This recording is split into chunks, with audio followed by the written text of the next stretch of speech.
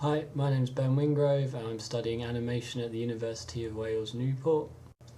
The latest project I was given is entitled Scratch and Sniff, and it is meant to be an abstract piece of animation that we have to create.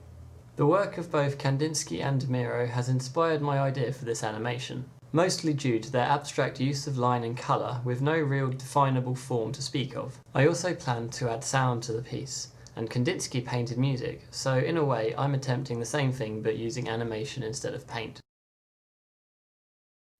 In YouTube, if you type in Scratch and Sniff, the first thing that comes up is a really interesting piece of modern music by Bella Fleck and the Flecktones, which I've put into my YouTube favourites.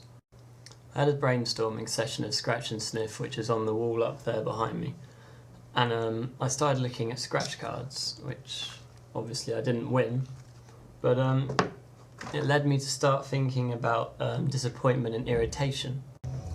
I looked at the marks I made on the scratch card and made them into a short little flash animation just so I could have a look at what it's like to scratch something away really quickly. I also used this to look at the marks made, which I then plan to go back to and see what kind of shapes the marks are that are made on the card.